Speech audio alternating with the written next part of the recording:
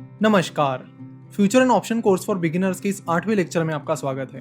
पिछले 2 लेक्चर में हमने फ्यूचर्स के एप्लीकेशंस की बात की, जिसमें हमने शॉर्ट सेलिंग की बात की और हेजिंग की बात की। इस लेक्चर में आज हम हेजिंग को और प्रैक्टिकली समझेंगे। जनरली फ्यूचर्स का यूज हेजिंग के लिए किया जाता है। हाँ, बहुत सारे लोग उसका गैम्बलिंग के लिए भी इस्तेमाल करते हैं, यानी लोग स्पेकुलेट करते हैं। वो किसी भी स्टॉक पर स्पेकुलेट करते हैं कि इस शेयर की प्राइस अगले महीने या अगले 10-15 दिन में इस लेवल तक जा सकती है, और वो उस स्टॉक पर फ्यूचर की मदद से स्पेकुलेट करते हैं। पर अगर फ्यूचर्स और ऑप्शंस की प्रॉपर यूज की बात की जाए तो प्रॉपरली वो हेजिंग के लिए यूज किया जाता है। और आज हम हेजिंग के एक बहुत ही प्रैक्टिकल एप्लीकेशन के बारे में बात करेंगे, जिसे जान के आप शायद हैरान भी हो जाए। देखो, फ्यूचर्स का इस्तेमाल हेजिंग के लिए फार्मर्स भी कर सकते हैं, यानी जो किसान हैं वो भी फ्यूचर्स की मदद से हेजिंग कर सकते हैं और अपनी जो रिस्क है उसे लिमिट कर सकते हैं। तो वो ये कैसे कर सकते हैं? तो वो ये कर सकते हैं कमोडिटी मार्केट के जरिए। इंडिया में 2 कमोडिटी स्टॉक एक्सचेंजेस हैं।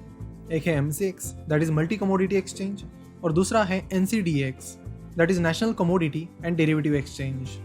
ये दोनों भी कमोडिटी एक्सचेंजेस 2003 में शुरू हुए हैं, जिनके जरिए फार्मर्स अलग अलग जो कमोडिटीज हैं उन्हें ट्रेड कर सकते हैं। सिर्फ फार्मर्स ही नहीं, लेकिन बाकी कमोडिटीज जैसे कि मेटल कमोडिटी, गोल्ड, सिल्वर, इनके भी डेरिवेटिव्स इन कमोडिटी एक्सचेंजेस पर अवेलेबल होते हैं। तो कमोडिटी एक्सचेंजेस पर किसान यानी फार्मर्स कैसे अपना रिस्क हेज कर सकते हैं, इसे समझते हैं। मान लेते हैं कि आप एक कॉटन फार्मर हैं।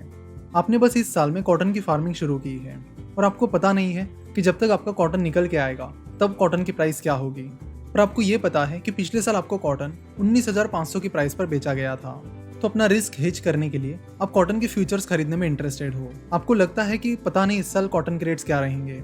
अगर कॉटन का प्रोडक्शन अच्छा खासा हो गया तो कॉटन की प्राइसेस कम होगी, लेकिन अगर किसी वजह से कॉटन का जो प्रोडक्शन है वो बहुत कम हो जाता है तो उसकी प्राइसेस बहुत ज़्यादा बढ़ेगी। इन दोनों में से एग्जैक्टली क्या कंडीशन होगी ये आपको भी नहीं पता है। इसलिए अपना रिस्क लिमिट करने के लिए यानी हेज करने के लिए आप चाहते हो कि अगर मेरा कॉटन 19,500 के आसपास की प्राइस पर भी बेचा जाए तो मेरे लिए वो बहुत सही डील होगी। तो आप देखते हो कि MCX पर यानी मल्टी कमोडिटी एक्सचेंज पर आप कॉटन की ट्रेडिंग कर सकते हो। आप MCX पर देखते हो कि कॉटन की जो फ्यूचर्स कॉन्ट्रैक्ट है उसके अलग अलग प्राइसेस हैं। जैसे जनवरी 2020 के कॉन्ट्रैक्ट के लिए कॉटन की प्राइस 19,600 है, फरवरी 2020 कॉन्ट्रैक्ट की प्राइस 19,900 है, मार्च 2020 कॉन्ट्रैक्ट की प्राइस 20,130 है, अप्रैल कॉन्ट्रैक्ट की प्राइस 20,330 है, मई कॉन्ट्रैक्ट की प्राइस 20,340 है और जून कॉन्ट्रैक्ट की प्राइस 19,600 रुपये है।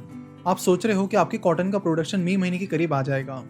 जनरली आता नहीं है इस महीने में, लेकिन अज्यूम करते हैं। तो आप देखते हो कि मई के कॉटन कॉन्ट्रैक्ट की प्राइस 20,340 रुपये चल रही है और आपको लगता है कि ये चीज़ काफ़ी सही है कि ये प्राइस पिछले साल की प्राइस के यानी 19,500 की प्राइस के आसपास है और यहाँ पर आपको 20,340 रुपये की प्राइस भी मिल जाएगी। इसलिए आप चाहते हो कि आप अपना फ्यूचर कॉन्ट्रैक्ट यानी जितना भी कॉटन का प्रोडक्शन आपका रहेगा उतनी क्वांटिटी के कॉटन के मई कॉन्ट्रैक्ट बेचना चाहोगे। जैसे कि यहाँ पर आप देख सकते हो कि मार्केट लॉट की साइज है 25 और जो कॉटन होता है वो बेल में काउंट होता है। हर कंट्री में बेल की अलग अलग साइज होती है। इंडिया में एक बेल मतलब 170 किलोग्राम, तो 25 बेल मतलब 40 to 150 किलोग्राम, जिसे ही आप 42.5 क्विंटल कह सकते हो या फिर 4.25 टन भी कह सकते हो। तो एक कॉन्ट्रैक्ट में 40 to 150 kg के कॉटन की ट्रेडिंग होगी। मान लेते कि आपके कॉटन का प्रोडक्शन आपको लगता है कि 8,000 किलोग्राम के करीब होगा, इसलिए आप प्रीफर करते हो कि कॉटन के 2 फ्यूचर कॉन्ट्रैक्ट सेल किए जाए। तो आप 20,340 रुपीज़ की प्राइस पर कॉटन के मई महीने के 2 फ्यूचर कॉन्ट्रैक्ट सेल कर देते हो। नाउ मई महीना आ जाता है, आपका कॉटन का प्रोडक्शन भी निकल जाता है और उस टाइम कॉटन का प्रोडक्शन अच्छा होने की वजह से कॉटन के रेट कम हो जाते हैं और 18,000 रुपीज़ के करीब हो जाते हैं। लेकिन आपका फ्यूचर कॉन्ट्रैक्ट कुछ इस तरह है कि आपको वो कॉटन 20,340 रुपये पर बेचना है, तो इस केस में आपको प्रॉफिट हो जाएगा। लेकिन अगर मई में कॉटन का प्रोडक्शन बहुत कम रहता है या किसी वजह से कॉटन की प्राइस बहुत ज़्यादा हो जाती है यानी 22,000 के करीब चली जाती है, तो उस केस में आपको लॉस हो जाएगा। तो यहाँ पर हेजिंग का असली मतलब ये है कि आपने रिस्क को कंट्रोल किया कि लास्ट टाइम 19,500 के करीब प्राइस थी, आप नहीं चाहते थे कि कोई रिस्क हो, तो हेजिंग में आप कभी कभी प्रॉफिट भी मिस कर देते हो और ऐसा होता है। लेकिन जब आप रिस्क को लिमिट कर रहे हो तो आपके लिए इंपॉर्टेंट ये बन जाता है कि लॉस को लिमिट किया जाए। चाहे थोड़ा बहुत प्रॉफिट मिस हो गया तो चलेगा, लेकिन ज़्यादा लॉस नहीं होना चाहिए, और हेजिंग का यही पर्पज़ होता है। कमोडिटी मार्केट में 2 तरह की सेटलमेंट्स होती है। एक होती है कैश सेटलमेंट, दूसरी होती है फिजिकल सेटलमेंट। कैश सेटलमेंट मतलब जैसे कि हमने देखा कि लेट से कि कॉटन की प्राइस 18,000 रुपये हो जाती है, तो उस केस में एक कॉन्ट्रैक्ट पर आपको 2,340 रुपये का प्रॉफिट हो जाएगा, क्योंकि आपने कॉन्ट्रैक्ट 20,340 रुपये की प्राइस पर किया था। तो ये जो प्रॉफिट है ये आपके अकाउंट में आ जाएगा। लेकिन अगर आप फिजिकल सेटलमेंट करते हो तो आपको अपना कॉटन एक्चुअल में उस कमोडिटी एक्सचेंज के वेयर हाउस में देना पड़ेगा, यानी उस सेलर को देना पड़ेगा। तो हेज करने वाले लोग जनरली कैश सेटलमेंट ही प्रीफर करते हैं। हम देखते हैं कि कई बार इंडिया में कई सारे फार्मर्स अचानक से कमोडिटी प्राइस ऊपर नीचे होने की वजह से सुसाइड कर लेते हैं।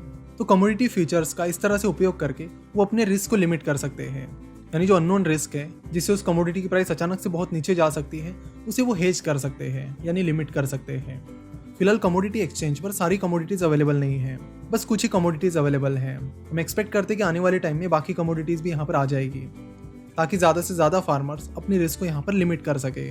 तो आशा करता हूँ कि आपको फ्यूचर कॉन्ट्रैक्ट के जो भी एप्लीकेशंस हैं, यानी प्रैक्टिकल एप्लीकेशंस हैं, वो डिटेल में समझ में आए होंगे। तो आप भी इन चीज़ों को डिटेल में एक्सप्लोर कीजिए और साथ ही अपने आसपास के लोगों को भी इनके बारे में बताइए, ताकि वो भी अपने रिस्क को हेज कर सके, चाहे फिर वो फार्मर हो या फिर और कोई हो। तो नेक्स्ट लेक्चर से हम ऑप्शंस के बारे में बात करेंगे।